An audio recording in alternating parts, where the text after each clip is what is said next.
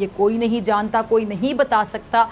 दुनिया के कई ममालिक इस बात पर पछता भी रहे हैं कि उनको असले की दौड़ में शामिल होने के बजाय तालीम और सेहत के शोबे पर मजीद काम करना था। ये वो वक्त है जब हर रियासत, हर मुल्क और हर मुल्क की हुकूमत अपने तमाम तर वसाइल अपने अवाम के लिए इस्तेमाल कर रही है।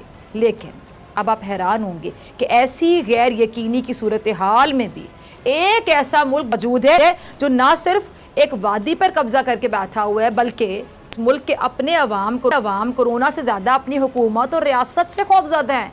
दुनिया का वो मुल्क जिसका नाम क्या है, आप सब जानते हैं मैं किसकी बात करने जा रही हूँ, भारत। पूरी दुनिया में कोरोना फैला तो भारत में भी उसके कई सौ मरीज सामने आ गए इस बीमारी के, जिनकी तादाद दिन ब दिन बढ़ती जा रही है। लेकिन भारतीय हुकूमत और रियासत ने कोरोना का इलाज ढूंढने के बजाय कोरोना का मजहब ढूंढ निकाला है ना। हैरानकुन बात, भारतीय हुकूमत ने कोरोना वायरस फैलने की वजह भारतीय मुसलमानों को करार दे दिया और भारतीय अखबार, न्यूज़ चैनल्स, तमाम जितने भी उनके अखबार हैं, न्यूज़ चैनल्स हैं, उन्होंने भी भारतीय मुसलमानों के खिलाफ झूठी खबरें शाया की, जो बाद में उनको अपनी वेबसाइट से हटानी पड़ी क्योंकि उनमें कोई सदाकत नहीं थी। और झूठ कितनी देर कायम रहेगा, झूठ के तो पाँव नहीं होते, फिर उन्होंने हटाया। भारत में इस गंभीर सूरत हाल में कह दें कि उसमें भी सिर्फ एक बयानिया फ़रोख्त हो रहा है, आया जा रहा है, और वो क्या है जी, पाकिस्तान और मुसलमान मुखालिफ बयानिया।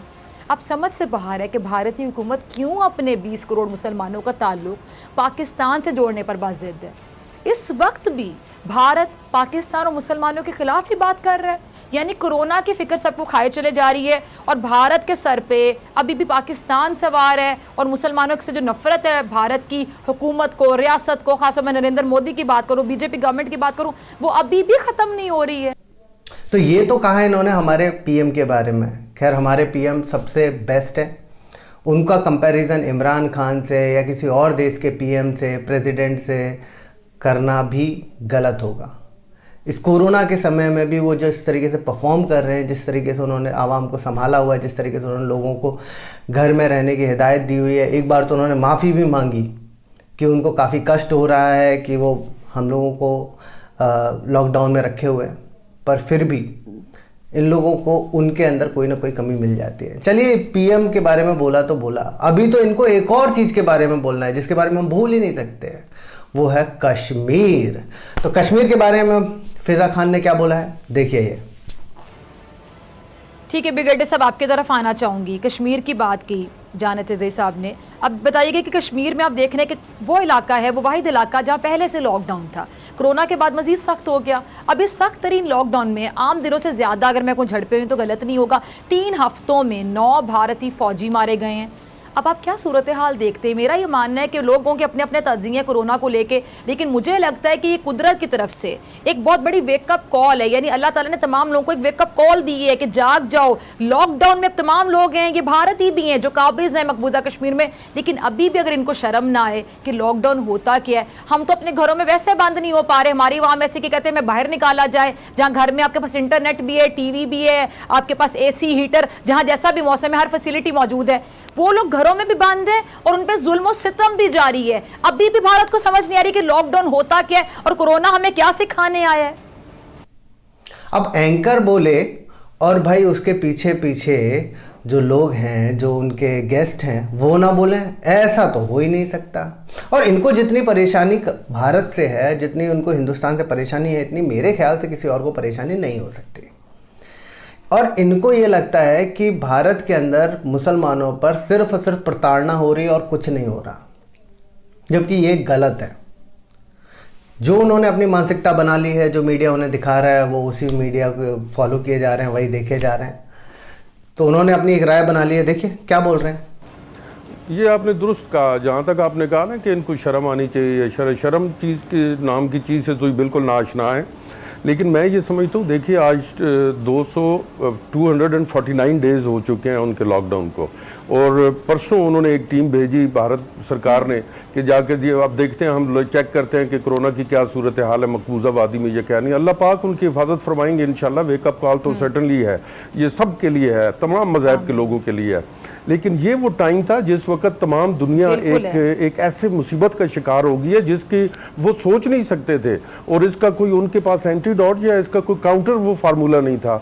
और इस मौके के ऊपर जिस तरह की भारत गवर्नमेंट के, और उससे उम्मीद भी यही रखी जा सकती थी भारत सरकार से कि वो जो कुछ कर रही है वो आप कश्मीर को तो लेट अलोन कश्मीर, उन्होंने बाकी भारत के अंदर भी जिस तरह मुसलमानों के साथ जुल्म सितम किए और जो कुछ किया, तो वो तो अल्लाह पाक जो उनसे वो तो इन चीज़ को नहीं छोड़ते। जुल्म तो खुदा की नज़रों में या तकब्बुर वो तो किसी सूरत नाकाबिल बर्दाश्त है, ये मेरा ज़ाती ख्याल है।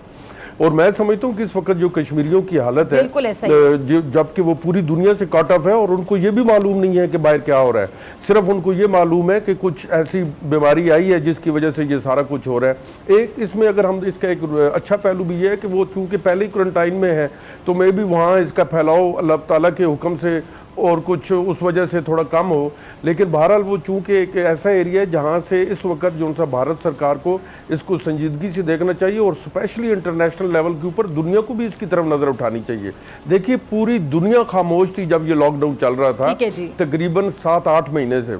तो अल्लाह रब्बिल आलमीन ने पूरी दुनिया को झंझोड़ के बताया कि एक दुनिया का ऐसा कोना भी है जहां एक लॉकडाउन चल रहा है, ताकि उस अजियत से आप गुजरें और आपको पता चले कि वो लॉकडाउन कैसा है जिनको बेसिक फैसिलिटीज फायदा तो तब होना कि जब दुनिया का ज़मीर जागे और दुनिया ये कोरोना के जो खौफ है जिसको अपने सर पे तारी किया, वे सिर्फ इसे मेरे बीवी बच्चों को, मेरे वालिदैन को कुछ ना हो जाए, सॉरी टू से, अभी भी इंसानियत नहीं जागी इन लोगों के अंदर। ये मरे हुए इंसान है जो इंसान होके जिंदा होके भी मरे हुए, जिनको एक दूसरे का ख्याल नहीं है। फायदा तो तब होगा जब ये पूरी दुनिया स्टैंड ले, जब पूरी दुनिया खड़ी हो जाएगी, बड़े बड़े ममालिक खड़े हो जाएंगे, तो भारत की क्या मजाल कि भारत कश्मीर को आज़ाद ना करे। शायद लतीफ़ साहब मुझे आपकी तरफ आना है। मकबूजा कश्मीर के अवाम की अगर मैं बात करूँ, एक सच्ची बात करूँगी, सच है कि उनके जो अवाम है मकबूजा कश्मीर के, शायद लतीफ़ साहब, उन्हें मौत का डर तो है ही नहीं। कोरोना तो बाद में आया ना, वो तो पहले से मर रहे थे बेचारे। लॉकडाउन में तो हम पूरी दुनिया चली गई ना, वो तो पहले लॉकडाउन का शिकार थे। और लॉकडाउन इस तरह का लॉकडाउन जिसमें जुल्म आप देख लें कि हद से ज़्यादा था, आए रोज़ माओं के बेटे शहीद होते रहे। अगर ये कोरोना मकबूजा कश्मीर में फैला तो मुझे तो लगता है कि ज़्यादा खतरा भारतीय अफवाज को होगा। आप क्या कहते हैं? क्या भारत इन हालात में भी पाकिस्तान के खिलाफ आपको लगता है कि कोई जाली ऑपरेशन कर सकता है? क्योंकि जाली ऑपरेशन करने में तो भारत माहिर है। किसी तरह की बेवकूफ़ी की उम्मीद रखी जाए भारत से? अभी देखे ना, चंद दिन पहले ये ड्रोन आ गया, हमारे एयरफोर्स ने उसको मार गिराया। LOC के ऊपर खिलाफवर्जियां जारी रखी हुई, ऑपरेशन हो, वो ट्रेन वाला मामला हो। मैंने शायद लतीफ़ साहब से सवाल पूछा था जी। देख लीजिए जो मोस्ट जी ब्रिगेडियर साहब, ये सवाल शायद लतीफ़ साहब से था। मैं आपकी तरफ जाती हूँ, इसी सवाल के साथ मैं आपकी तरफ आती हूँ। जी जी, ये सारे flag operations, false flag operations हैं। I am sorry. मगर इसका जो जवाब उनको दिया गया, ये जो लेटेस्ट वाला जो फरवरी में हुआ, ये सब ने देखा कि किसी भी इस तरह के फ्लैग ऑपरेशन में उनको कामयाबी नहीं हुई। अल्लाह की मदद हमारे साथ थी और हम वैसे भी सच और हक की बात करते हैं। हमने इस तरह की घिरी हुई ना हरकत की, ना हमने इस तरह की मुनाफकत फैलाने वाली बात की, और ना हमने इस तरह को बदले लेने की कोशिश की, जिसकी वजह से कामयाबी अल्लाह ने हमें दी। और मैं फिर से यही कहता हूँ कि फरवरी में जो सबसे लेटेस्ट है वो तो अभी भी हमारे जहनों में है कि जिस तरह दुनिया में जंग हंसाई हुई और दुनिया ने देखा कि एक ही दिन में जो पाकिस्तान और हिंदुस्तान का टाकरा ने उसमें 1965 की याद ताज़ा कर दी और उन्हें बता दिया कि आज भी हम उसी तरह कायम और दायम हैं अल्लाह की मदद है। और जब भी इस तरह की हरकत करोगे तो जैसे हमारे प्राइम मिनिस्टर ने कहा था, हम ये नहीं सोचेंगे कि हमने रिएक्ट करना है, रिएक्शन होगी। और खुल्लम खुल्ला हमने वार्निंग दी थी और फिर जो रिएक्शन की उसका जो नतीजा निकला, उसके बदले में उन्होंने बहुत झूठ बोलने की कोशिश की दुनिया के सामने, मगर वो सारी गलत साबित हुई। तो दोस्तों यही थी आज की हमारी वीडियो। अगर आपको मेरी ये वीडियो पसंद आई हो तो वीडियो को लाइक कीजिएगा, पसंद नहीं आई तो डिसलाइक भी कीजिएगा। अगर कोई सुझाव या सवाल है तो प्लीज़ कमेंट बॉक्स में लिखिएगा। मैं आपके सभी कमेंट्स को पढ़ता हूँ और आप अगर कुछ अच्छा कमेंट करते हैं तो मुझे उससे बहुत खुशी भी मिलती है। तो चलिए अब आपसे मिलते हैं अगली वीडियो में, तब तक के लिए जय हिंद, जय भारत।